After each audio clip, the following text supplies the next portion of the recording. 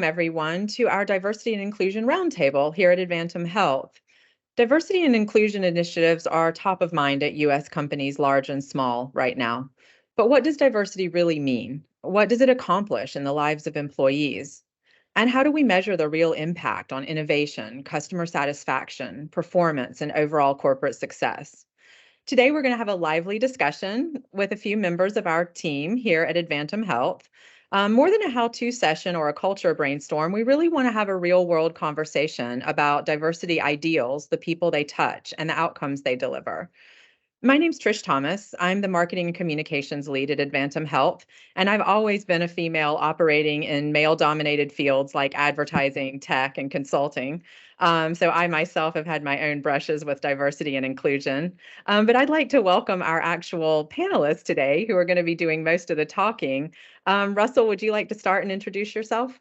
Sure. So my name is Russell Goodwin. I'm the Director of Marketing Events here at Advantum Health. Pretty much in a nutshell, anything digital related, communications related. Our department manages social media, press releases, just making sure people are informed and are in the know about what we do at Advantum Health and any other initiatives internally. So we just want to keep folks informed internally and externally, and love what I do. And I'm a creative at heart, so I'm always looking for new ways to communicate and new ways to make complex situations simple for people to understand on an everyday basis. So, but yeah, that's me in a nutshell. And you have the best voice ever. None of us will beat Russell's vocalizations on the call. Yeah, blame my Claudia. dad. Yeah, Claudia, do you want to go next? Sure. My name is Claudia Castaneda, and I am one of the Director of Regional Operations for Advantum. And basically, we are making sure that all the operations are running behind the scenes seamlessly for all of our clients. Beautiful. Leela, how about you? Hi, my name is Leela Butler. I am the Director of Coding and Compliance. I'm actually a newbie here at Advantum. I've just been here for a little over a month, so still getting acclimated and still kind of learning the Advantum way. So essentially my role is to kind of oversee like education and auditing and coding compliance, just to make sure everybody's on the up and up and we're all doing what we're supposed to do. So I'm happy to be here. Great. We're happy to have you too. Tarun. Yeah, thank you, Trish. My name is Tarun. I'm Vice President, Product and Automation. Been with the company for about 10 years. My main focus is to make operations work more efficient, accurate, and optimized so that, we will add the benefits to the services and we can improve the bottom line as well. Excellent. We've got a very nicely representative group. So thank you all for joining today. I'm going to start with just defining maybe what the word diversity means to everyone. So when I say diversity, what does that mean to each of you? Russell, I'll bounce back to you and let you start. Sure. So diversity is several layers to it for me. I initially think of the 7 protected classes, but I think it goes a little bit beyond that because I'll oftentimes feel that folks of similar race or even sexuality or even nationalities may have different cultural backgrounds and upbringings as well. So diversity of me is also not only diversity among those 7 protected classes, but also diversity in perception and mindset and cultural beliefs as well.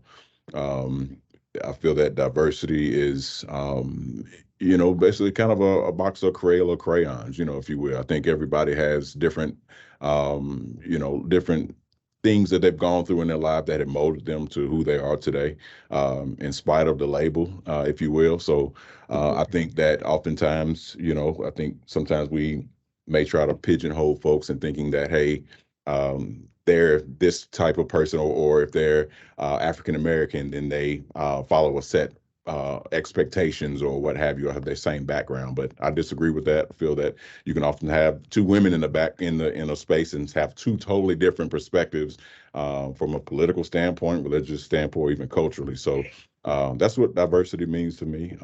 It's a very beautiful thing to me. I fully embrace diversity, as an African-American male, as well within the organizations too. So I would say that's what diversity means. That's great. I don't know what you're referring to about women ever disagreeing, Russell. That seems so strange. Leela, how about you? Do you want to go next? Yeah, so when I think of diversity, I just think of like a big variety pack. He referred to Crayola crayons. I want to say Krispy Kreme donuts. That big old variety pack where you have like all these different types of donuts to pick and choose from. I also think it's a beautiful thing. And also, I've done a little research. So ethically diverse companies outperform other companies by 33%. So to have that in your organization, I think is a win all the way around. Couldn't agree more. Tarun, how about you? I mean, when I was growing up, diversity for me was, different race, different culture, different community, different religions. But as and when, I grew in the career, I think diversity is not just the color or the people where you belong, people where they belong to. It's about the different perspective, it's about the, different cultures, it's about the different characteristics, attributes, these are diversity according to me. As Leela mentioned, the companies outperform, if we have people around different cultural background, education, experience, because when things come together with different mindset and different attributes, the best ideas come out, the best results come out, as compared to if you have just one single, mindset or, mindset people. So for me, diversity is about, the various characteristics, perspectives, attitudes, attributes, that just bring the things better out of all. Yeah, I couldn't agree more. Anything you wanted to add, Claudia? Wow, I think the team has covered it all, but to me, I mean, and they've hit, the nail right on the head. To me, when you say diversity, the first thing, if you were to ask me what is the first word that comes to my mind, it would be color. And color, not as far as skin color, it is more of an umbrella. And under that umbrella, there are so many facets. So to me, it's different people with different experiences through all facets of life. So gender, religion, culture, language, all of those are diversity for me. And it is a very beautiful thing, and it should be embraced for every individual on who they are. So I like the box of crayons. I like our Krispy Kreme donuts. I will use rainbow. But it is a slew of things. So that's what I think of diversity. I love it. And I couldn't agree with all of you more that, having a long background in strategy and innovation, it really is the companies that welcome ideas from all corners of the company, all different backgrounds, all different types of individuals that truly tend to excel and thrive over time. So when we think about taking that concept of diversity and applying it to the workplace, what factors to each of you represent a diverse and inclusive workplace? What are the things a company has to foster to create a diverse and inclusive environment? I'll take it. I'll start with that, since you did not mention anyone. So yeah, dive right in. Yeah. So, and of course, being with company for that long, I have seen changes in the leadership. I've seen changes the way, we used to work and we are working right now. The equal opportunities, listen to whoever comes up with the better idea or good ideas, it's just not restricted to, who is sitting across, it's about, who all is bringing the valuable inputs due to the, flexibility, the employees' retention benefits, or other factors, So I think when it comes to the foster, I think our company is definitely very well, diverse. If you say when it comes to the knowledge, when it comes to the experience, the culture, and we celebrate it all. I mean, if you talk about India, we celebrate Diwali, which is the biggest festival, of the country, right? Which is similar to Christmas, in the US. So and it is celebrated equally. I mean, there are some benefits, for the Indian team during that time. Similarly, we have, for US team as well. I believe, I just could not think of that what we can add more, because I had been with different companies before, wherein, it was pretty much the not exactly the male dominant situation, Trish, but, the same kind of one group domination situation. It does not exist, in our organization. I mean, I'm a vice president, sitting in US, with the US team. So I think that's an example that, we are well diverse as an Advantum. Yeah, I would agree. I think Advantum has a lot of diversity.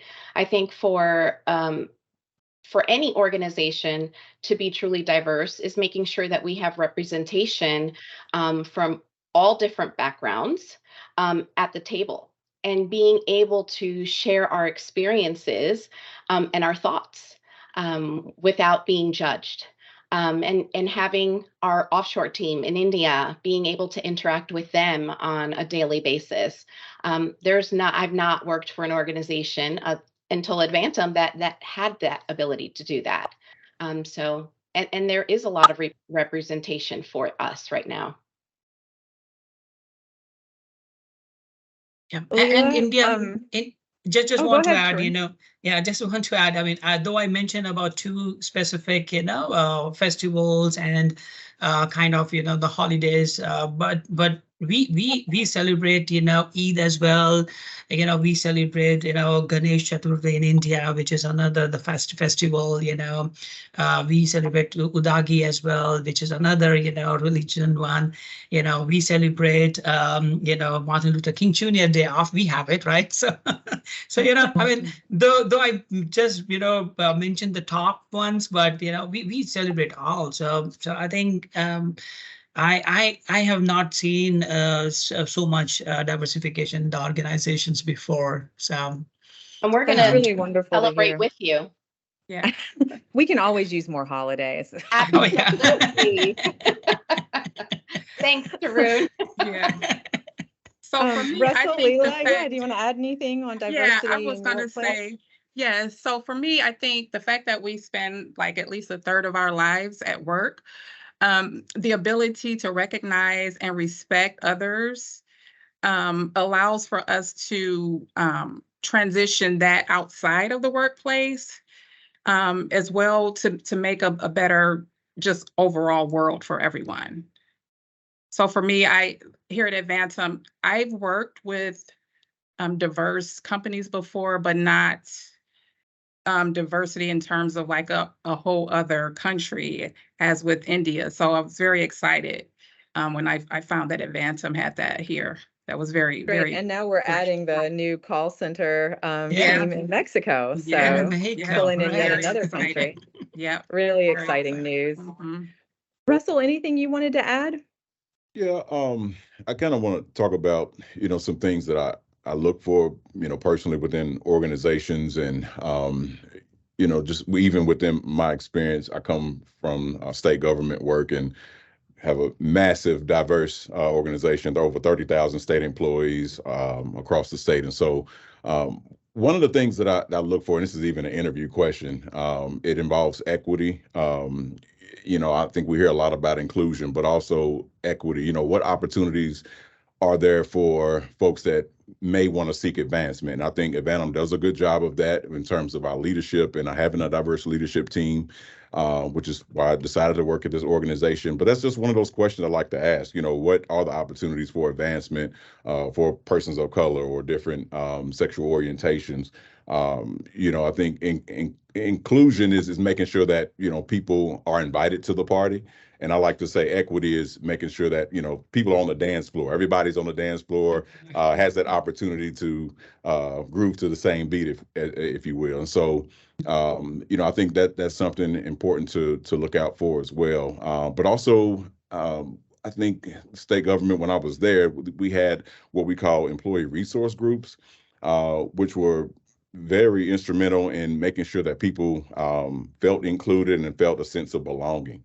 I think that sense of belonging within any organization is very critical because, as someone stated before, we spend a lot of our time at work, and you want to feel welcome. You want to feel as if you do have a seat at the table. You want to feel as if there are other folks that understand and listen to you as well. So I would say, just making sure that organizations are equitable, but also inviting those voices to the table that may not necessarily have the the confidence to speak up, but be in a space where a safe space where they feel capable of speaking up without any retaliation or anything else. So employee resource groups, I've seen those work within organizations.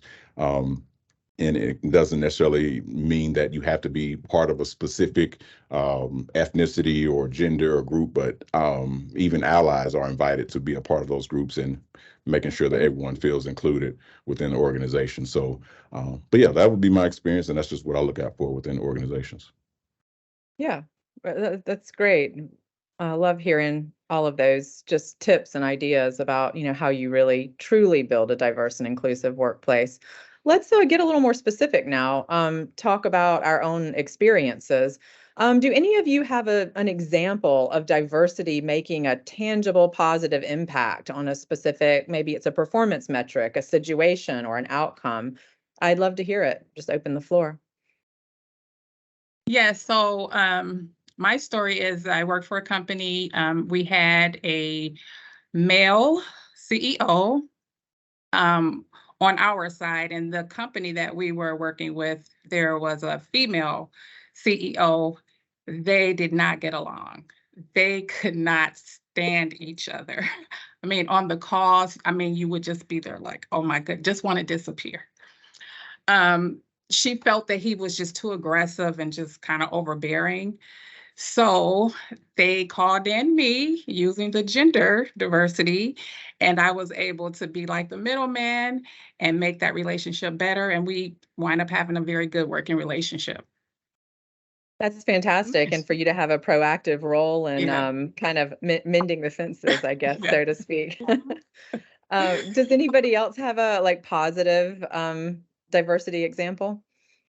Yeah, I'll go next. So it's about I think in 2010, I switched my job. Basically, I switched my city as well. So it's like north and south, right? Different culture.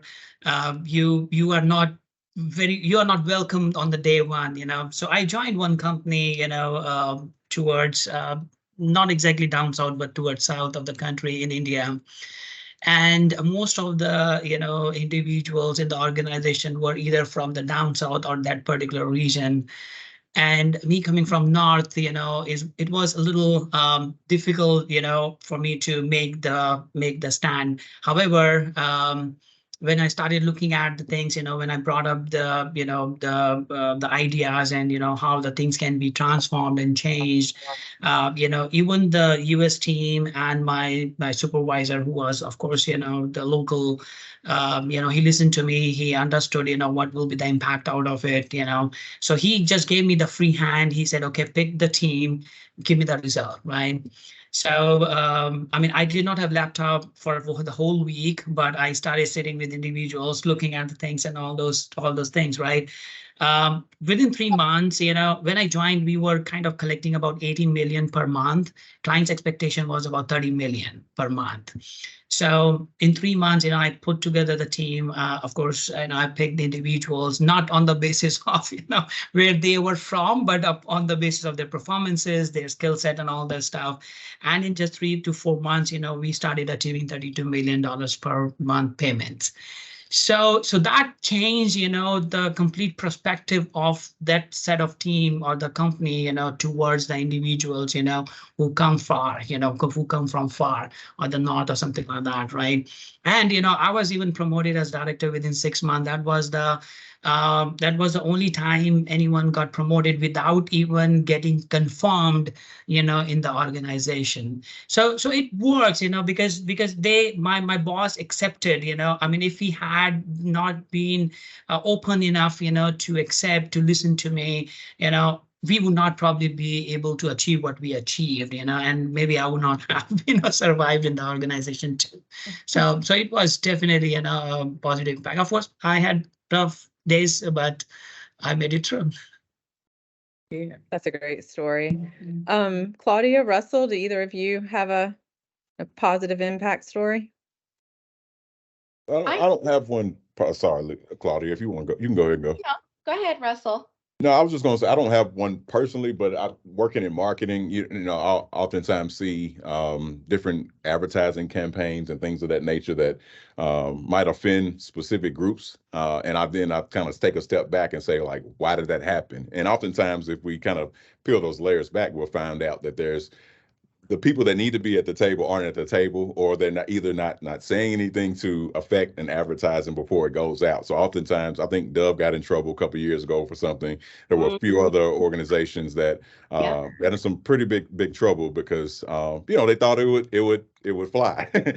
However, when you put things out there, or you don't have people at the right table to speak up about certain images and things of that nature, it can be detrimental to an organization. So I think that, on the positive front, as we mentioned before, having a diverse group is very beneficial, not only internally, but also how you're perceived within the community. So those would be some positive things that I've seen in making sure that you have the correct people at the table, making sure that all voices are heard, and to not offend anyone. I think it's a smart thing to do. So. Yeah, I would piggyback on what Russell said, and also what Leela said. There's so many case studies out there that show that when we have a diverse leadership, performance metrics and outcomes are so much better. But that also includes that, the organization needs to make sure that they understand different cultures and different regions also. India, it's so big, north, south. And so that really makes a big difference, and understanding that. And to what Russell said, having a safe environment to speak up. Because when we are at the table and we feel that we are not safe, we are not going to say anything to go against that. And I'm going to use your marketing. Why would anybody say, oh, that's not going to fly, or that's going to be offensive, if most of the group is going to turn around and say, we're going with it. So there is a lot of, we can be at the table, but we need to listen and not retaliate towards people who are sharing their ideas and suggestions. That's a really great segue into Absolutely. kind of our next discussion topic, Claudia. I wanted to talk about some of the pitfalls of the corporate diversity and inclusion initiatives that are underway in a lot of companies right now. You just mentioned one, which is kind of inviting people to have a voice and a seat at the table, but then not listening to them when they speak up. But what are some of the other potential pitfalls of really kind of pushing in this direction? I think that when people hear diversity and inclusion, it's a lot about policy and the training that goes behind it, but they forget it's about behaviors. They forget that, it's business processes that we handle, how we do things internally, and that there's unconscious bias associated with it. Everybody's so, what are your policies? Well, no. What are our behaviors towards each other? So I think those are the pitfalls, that if we just focus on policy and training and we forget about the people and behaviors and everything else that happens, that is detrimental to a company, because you're not following what you're saying. You're not living it. Yeah, I was going to say something similar, Claudia. Like you have to determine the reason that you're bringing this diversity and inclusion into the workplace. You know, is it just because it's mandated? Or are you really wanting to incorporate those different genders and racial and socioeconomic differences into the organization? So for me, that would be one of the pitfalls. Like, why are you doing this? Mm-hmm. Yeah, not just giving lip service to it, but Yes, really right. walking the Mhm. walk. Yes. Yeah, I think resistance to change, can also be one of the pitfalls, if you say, Trish, because even though as a CEO of the company, he or she wants to, I'm saying in general, I'm not talking about Tammy, but I'm saying in general, Of course. wants to involve everyone, bring good to the table, but as Claudia mentioned, and also that, if there is no mutual respect, we either ignore what other person is talking about, or we just don't care, right? So the resistance to change, to be more diverse, is definitely something which can cause a problem for an organization to be more diverse. And the other thing is, as Claudia mentioned, North and South, right? I mean, till date, I've been kind of the liaison between lies in between, US and India, even for Tammy to, to explain, oh, okay, why is it happening? Why, team has to be off on Ganesh Chaturthi on that day? What is the occasion, So I'm kind of explaining that, but yes, they're, I mean, I think I personally feel that I might not know a lot, right, about my country, right? Or I would say, in the, past country, old country, whatever you can call it now, so I think that's important, if I don't want to change and I don't want to accept, others, I would not be able to contribute in the diversified, in diversity and that particular environment. And Yeah, if we also add some kind of training and all, as I mean, the reason I picked up some North South, Claudia, because even like the holidays, which North follows, are not the same as what South follows, within the same country, right? So I think if we build some kind of training, not training, basically some kind of sessions, to bring all together that, okay, if X person is taking off on such a day, why is it important, and how is it equivalent to, the US team, or, the person who's working down south, right? I think if we can have that kind of relations, and talk about it, that will help, to help everyone to be sync and, work collaboratively. It's Yeah. having No. that, it's wanting to learn about each other. Absolutely. Right. I genuinely want to learn about your holidays. And Mhm. that's really when you're going to see diversity at its best, when we genuinely want to learn. The minute we stop learning, it goes out the window. And she's my boss, that's why I'm not talking about it, but whenever something comes up, Tammy already have Wikipedia or something, something already there, on her computer or the phone, or she already has few points, if you talk about it, then she relates. It's not like you're telling someone who is listening to it for the first time, and that's where, Claudia mentioned the interest, if you don't have interest to learn, you would not, no matter what you say, you will not, grasp it or adapt it, Oh, agreed. I mean, curiosity, the ability to Yeah. listen, that authentic interest in other people is all critical. On that front, we've been seeing this push to advance workplace diversity and inclusion for a number of years now, particularly in the US. How much progress, from what all of you have seen, have companies really made? How is it going out there? I guess that's my question. I think when we look at the US, like overall, I mean, we've had a past minority president, current minority vice president.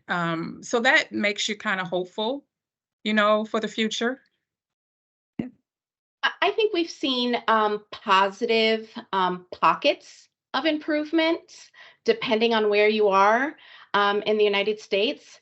I think your coasts are definitely much more advanced than the Midwest, for sure.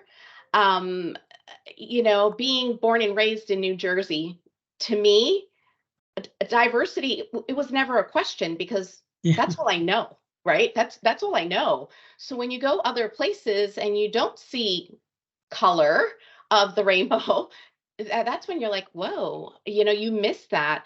So I would say we've made improvement, but there is still so much to go. I mean, women in leadership alone, there's this stigma of, sometimes women can be perceived as aggressive and emotional, but if you turn it around to a man, they're just, they're conducting business as usual.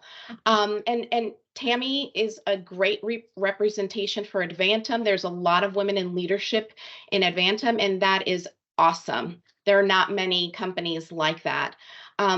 So I would say there's so much more to do, and we see it here and there. It's better than it was, for sure.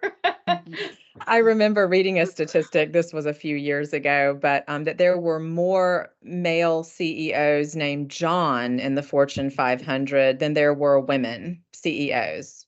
Mhm. And I thought, wow, that really just sums it all up. So, Tarun and Russell, what's your view of progress in these initiatives? I would say, men are emotionals too, Claudia. We know.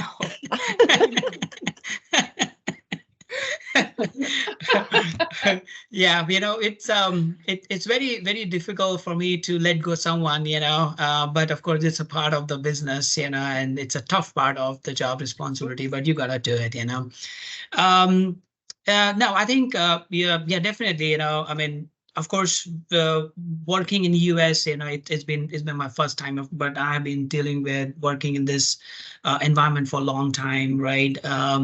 I used to talk to only the individuals in previous organizations, but yes, if you look at other companies as well, you have different CEOs, different COOs, not just because of, the background they are coming from, or the origin they're coming from, but because of, the knowledge that they're bringing in. And that's how, the company prospers, prosper basically. Just make an edit, Russell. so yeah, so I think definitely it's working, but as nothing is the perfect, so it's a constant effort that we all have to make in. We just cannot say that, oh, if our CEO or if ex-CEO is not making a push, that, we really cannot be, I mean, I think it's a collective effort, that is needed to make things better further. And it's a constant effort, you just cannot say, oh, we achieved it, It's not like Absolutely. that. It's There's just a no constant kind of effort. end No, point. absolutely. So true. Absolutely. So true. I would say we definitely progress. I think organizations that are much more intentional about diversity and inclusion have progressed significantly more than others. I think there are organizations that are being forced to being much more aware of the changes in our world and being much more equitable in terms of their organization. But yeah, I think we've come a long way. Seeing a lot more women in leadership, seeing a lot more races and different sexual makeups in leadership roles. So I think as a society, I think we're much more open to it, especially within organizations. But it always comes with the fight. I like to say, I think there's any form of progression, there's always going to be some form of pushback. I think change is hard for people. I think we saw it with same-sex restrooms and things of that nature, that there will be pushback. But I think, we've reached a place in society where we're much more open to it and much more understanding. I think if we continue that, of being much more intentional and just socially conscious of our world around us, that that our world is only our world and there's much more going on around us. I think that makes a difference. Kind of to go back to one of your questions earlier, about what organizations or things that you look for. Another thing that stays top of mind for me as well is a certain level of disability awareness as well.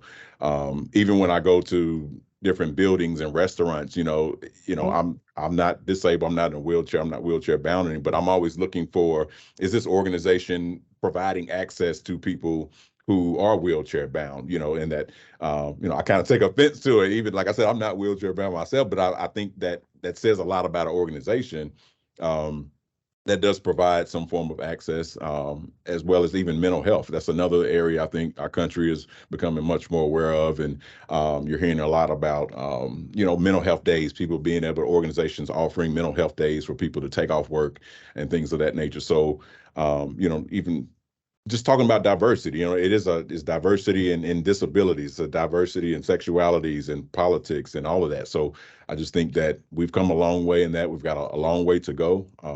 However, I am seeing organizations become much more conscious about that, and the people and even the customers that they serve. So Yeah, could not agree more.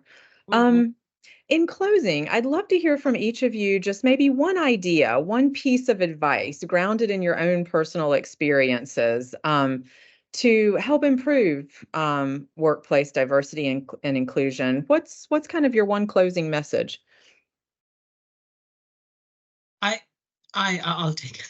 I think the commitment, if we don't commit to it, we won't be able to, achieve that. And the commitment, I'm not referring to commitment from the boss, from CEO. No, I'm talking about all of us, because we are leaders of, specific teams, the group, and all that stuff, right? I mean, if we make sure, if we commit to that, we can definitely include, more diversity in our, workforce around culture, and and make it better. So for me, it's a commitment, and conscious effort. Who So, else and wants for to me, share a closing thought? Go ahead, Leela. yeah, so for me, I would say it would be racial diversity, just because being an African American female, often feel underrepresented, especially in like more of the senior level positions. So, you kind of look around and feel like you're the only, in this field of, diverse, but, not diverse down to, your specific racial background. So just would like to see more, possibly more racial diversity in that regard. I think the one thing, the piece of advice that I would give is get to know the person. Forget about the type of clothes they have on, forgetting about the Louboutin shoes that we wear, or the purse or the car that we drive and the house that we live in, and truly just get to know that person. Because I think getting to know the person, then everything else And just falls else's. in place. Yeah. Because you're not going to do it because you like their clothes. You're going to go above and beyond to help a coworker because you truly like them. Yeah. And that really is what it's about. It's about people, and treating everybody like a human being. So Russell, I like the fact that you brought up the mobility diversity. There's generational diversity. There's so many things. But if we forget about all that and just, um, you know, genuinely be kind to one another and like the person, it should fall in place. It's easy. Mhm. I've been blessed. I was born, like I said, I was born and raised in the East Coast, out in New Jersey, and I've been blessed to travel um, overseas, South America, Central America, and I know a ton of people just because it's like they're people, regardless of how they live, and you just have to just be open and forget about everything else, and just be non-judgmental. really what it comes down to. And everything else will come in place because the jobs will come and go. But was that person a nice person at the end of the day? Kindness is key. Russell, I'll let you close us out. Yeah, I think everybody has some great points. I mean, I'm hearing keywords that keep coming up, and I think of organizations, if these keywords were just around the wall in organizations, that they stay top of mind. But I mean, we've heard things like understanding, which I think is huge. We've heard things like making sure that we're not bringing our biases to the table. Having a sense of understanding. But I do want to talk about just kind of close this out, but just empowering staff, empowering employees. I think oftentimes when it comes from the top down, when we're talking about diversity and inclusion, it oftentimes feels like it's being forced. And I think that's another one of those key words is being authentic. It doesn't come off as authentic if it comes from the top. It's like, all right, today we're going to have Celebrate Africa Day. Yeah. You're right. We're going to have everybody wear kente cloth. Yeah. That's not authentic. And I think having an understanding of cultures and things like that, but also empowering staff to start groups, or if you are from another country, host an event within an organization, empower them to start a group of other like-minded individuals within the organization. But empowering staff, I think, is key to starting that grassroots movement within inside organizations, and so that is not perceived as being unauthentic because it's coming from the top down, but just empowering staff to feel as if they can educate others on their own background. I think that is huge, and I think Advantum does a good job of that. We often have open book sessions and warrior leagues where people are giving their backgrounds and learning more about, like Claudia said, the individual, like who they are as a person. But yeah, just taking that a step further and just empowering those individuals to start organizations within the organization itself, or starting groups and other initiatives, so that people have a better understanding of where they come from. Great conversation. I know that we could probably riff on this for quite a while longer, but I'm going to close us out. I'd just like to thank all four of you for joining the conversation, and thanks to all of you who listen out there. I hope you've taken away some really good advice, some personal stories, some food for thought, and potentially walk away with a little bit better understanding of how to build a diverse and inclusive workplace like we are welcomed into here at Advantum Health. So thanks, everyone. Hope you have a great day, and we'll continue the conversation at a later point. Thank you. Thank you. Have a good day. Bye. Bye.